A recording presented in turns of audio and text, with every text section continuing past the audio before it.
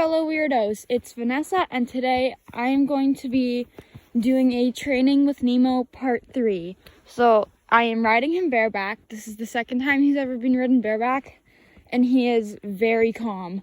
So in this one, I'm not necessarily going to be showing you guys a whole lot of stuff. I'm just going to be talking about some concepts with colt training and just some things to watch out for, and if your colt does something, kind of how to deal with it. So yesterday I was riding him bareback for the first time, and I do not have a video of this, but I hope you all know what crow hopping is. It's where they put their head down and they like jump a little bit. It's not like necessarily a buck, because a buck they'd like bring their back end up and actually kick out. Crow hop is just put their head down and kind of hop. So we would be loping, and I would start to slow him down, and he would crow hop, put his head down and kind of jump. And the thing with that is I decided the best thing I can do is just stay on and prove to him that it doesn't work. So he was doing it because he didn't want to slow down from a lope, he wanted to keep loping. So instead of like spinning him or getting off and like hitting my reins or something, so like spinning them is a reasonable punishment for something like that, but don't get off and like beat your horse with your reins. That doesn't really work. It just frustrates them. So what I did is I just held on, and I still made him slow down from the lope. I didn't just let him keep loping, because that would teach him that he won. So after a couple times, he realized he's still gonna have to slow down, and I'm gonna stay on. I'm not gonna fall off. So he stopped doing it. Now, if he had bucked and not just crow hopped, I would have spun him in circles. So that's, you just bring your rein back and you make them spin real fast. It's not like, if he bucks, you got to make them work if they do something like that. You want to make them work, but make them do some sort of work that they don't like. Like, if I had been trying to slow him down and he bucked, I wouldn't have sped him up and made him run fast, because that's what he wanted to be doing. That's why he was bucking, because I wouldn't let him do that. And that would just be like, oh, I got away with it, I can do that again. You want to make them work and make them do something that they don't want to do if they're going to buck or try something like that.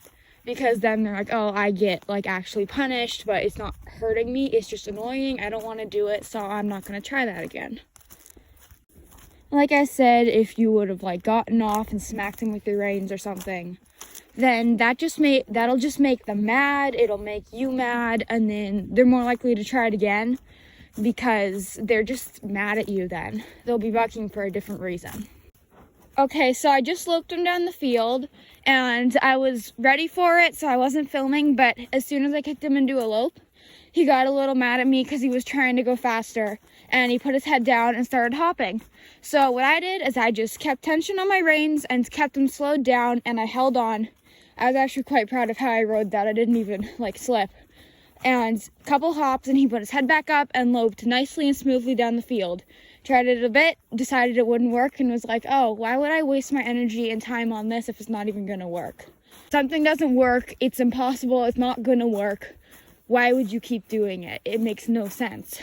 And that's what horses are gonna do. They're gonna do what is the easiest for them. It's like when I first got Tessa, she was really lazy and wouldn't lope. Every time I tried to make her lope, she would buck.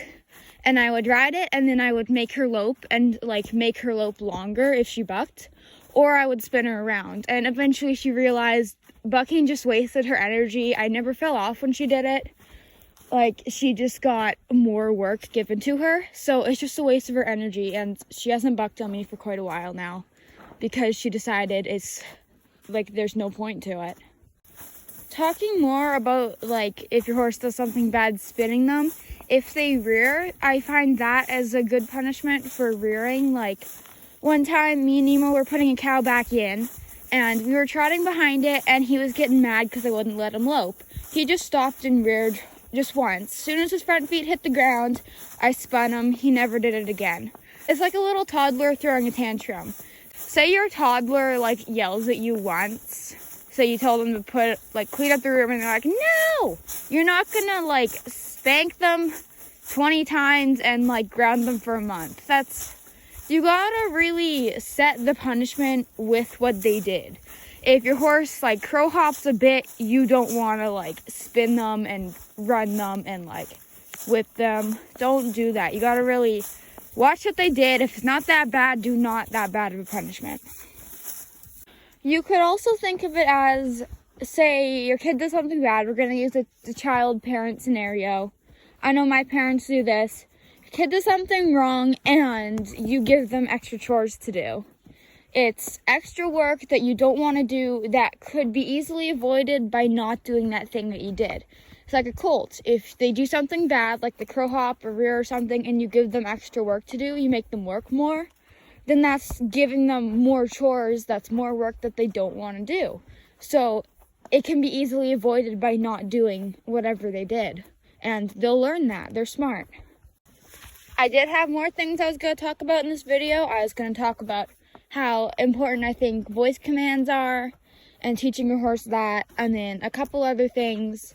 But I think this is going to be a long enough video as it is. Oh, Nemo.